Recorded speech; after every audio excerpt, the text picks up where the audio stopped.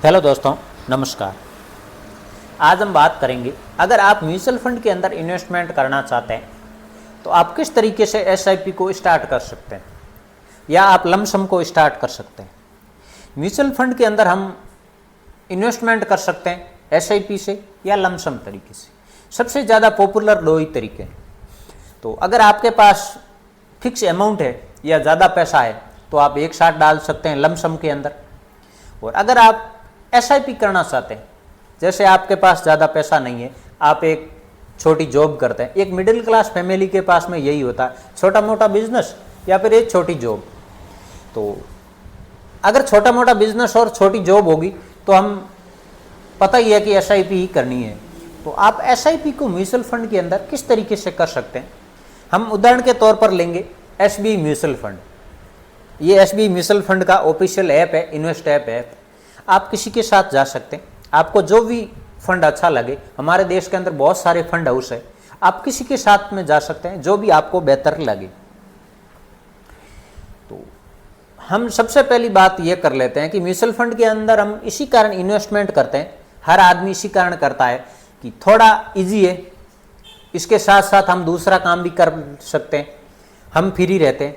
एक अच्छा सा फंड चुनना हमें सबसे पहले, और उसके बाद ऑटो डेबिट हो जाती एसआईपी हमारी मंथली अपने आप लगती रहती। तो इस हिसाब से ज़्यादातर लोग म्यूचुअल फंड का सहारा लेते हैं इन्वेस्टमेंट करने के अंदर।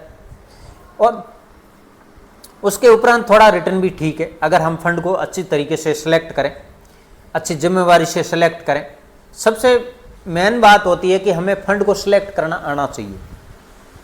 हम अगर किसी बिना ध्यान के, कम नॉलेज के, हम अगर हर एक किसी फंड के अंदर इन्वेस्टमेंट कर देते हैं, एसआईपी लगा देते हैं, तो फिर हमें रिटर्न थोड़ा कम या ज़्यादा मिलता रहता है। किसके अंदर ज़्यादा रिस्क होती है, ये सारी चीज़ें आपको थोड़ी सी बेसिक नॉलेज होना चाहिए। मेरा वीडियो बनाने का पर्पज़ यही है कि हर रिटेल निवेशक, एक छोटा सा इन्वेस्टर, उसको इन बातों का, नॉर्मल बातें, इनका आपको ध्यान होना ज़रूरी है। ये ज़रूरी नहीं है कि आप एजेंट का सहारा लें या फाइनेंशियल एडवाइजर का सहारा लें। तो फाइनेंशियल एडवाइज़र रखना भी थोड़ा मिडिल क्लास के लिए थोड़ा मुश्किल है, क्योंकि उनको भी मोटी फीस देनी पड़ती है, उनका अपना बिजनेस है।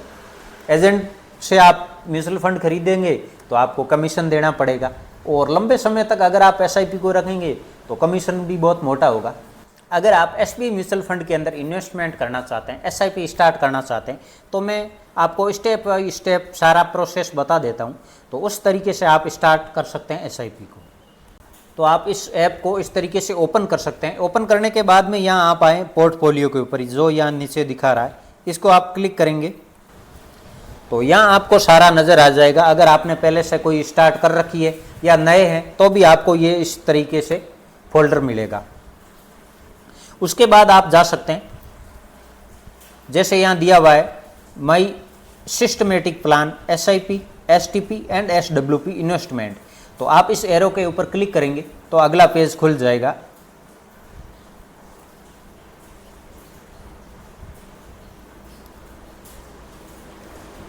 तो जैसे कि अगला पेज आगे खुल गया है, और अगर यहाँ आपकी एसआईपी एक्टिव होगी, जैसे यहाँ एसआईपी लिया हुआ, तो एसआईपी यहाँ एक्टिव होगी तो यहाँ आपको रिकॉर्ड मिल जाएगा। एसटीपी होगी तो उसका रिकॉर्ड मिलेगा, एसडब्ल्यूपी होगी तो उसका भी यहाँ आपको रिकॉर्ड मिल जाएगा।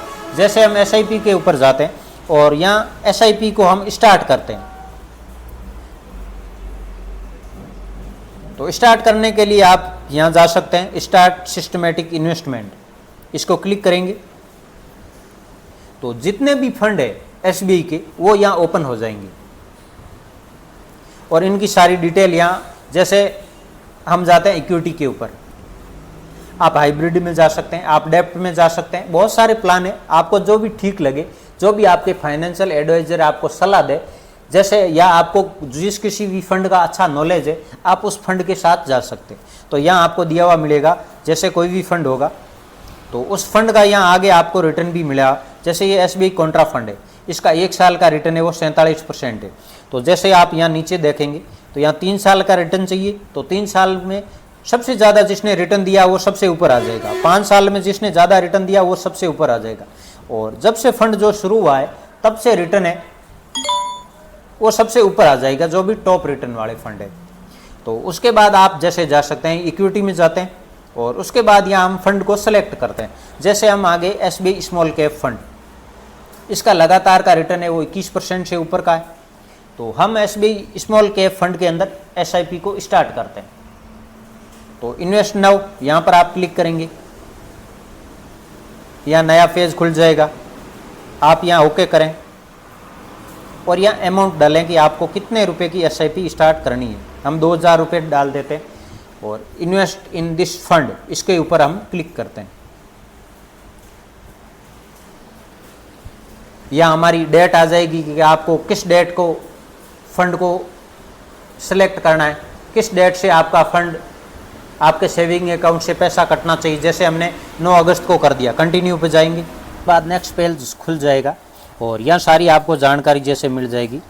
जैसे यहाँ हमने जो फंड को लिया है SBI small cap fund direct growth, आप डायरेक्ट ग्रोथ के अंदर ही जाएँ, रेगुलर प्लान नहीं लें। तो SIP हमारी है वो 2000 रुपये की, सारी यहाँ आपको डिटेल मिल जाएगी और इस फंड को हम लगभग 2054 तक का ये फंड एक्टिव रहेगा। तो अगर आप इसके अंदर कुछ फेरबदल करना चाहते हैं तो एडिट फोलियो के अंदर जा सककर जैसे आप टाइम को आगे पीछे कर सकते हैं। आप जैसे मान लेते हैं ज़्यादा साल और भी रखना चाहते हैं तो पहले भी आप इस टाइम को बढ़ा सकते हैं। तो उसके बाद आप यहाँ जाएं, प्रोसेस टू पे, उसके बाद नया पेज खुल जाएगा और इसके अंदर भी फंड की डिटेल होगी, 2000 की SIP होगी और जैसा आप देख सकते हैं ये 9 अगस्त 2024 की है, तो यहाँ डेट वगैरह सारा कुछ दिया हुआ मिलेगा आपको। और उसके बाद आप कंटिन्यू पे, तो इसके बाद आपके रजिस्ट्रेशन मोबाइल नंबर और ईमेल आईडी के ऊपर OTP आएगा, OTP यहाँ आप फिल कर देंगे तो ये सबमिट OTP पे जाएंगे तो ये आपकी SIP लग जाएगी। तो इस तरीके से आप इन्वेस्टमेंट कर सकते हैं, एक स्मार्टली इन्वेस्टमेंट खुद से कर सकते हैं। आप किसी भी एजेंट के थ्रू भी जा सकते हैं, अपने ब्रोकर के थ्रू जा सकते हैं, फाइनेंशियल एडवाइज़र की सलाह ले सकते हैं। अगर आपको नॉलेज नहीं है तो इनकी सलाह आप ज़रूर लें। किसी भी फंड में जाने से पहले अपने फाइनेंशियल एडवाइज़र की सलाह ज़रूर लें और उनके कहे के मुताबिक ही आप इन्वेस्टमेंट करें। ये वीडियो एक उदाहरण मात्र है आपको समझाने के लिए कि आप इस तरीके से इन्वेस्टमेंट कर सकते हैं, स्मार्टली इन्वेस्टमेंट कर सकते हैं। अगर आपको वीडियो अच्छा लगा हो तो आप लाइक करें, चैनल को सब्सक्राइब करके ज़रूर रखें। फिर मिलते हैं हम नई वीडियो में नई जानकारी के साथ। तब तक के लिए जय हिंद, जय Bharat. Thank you for watching.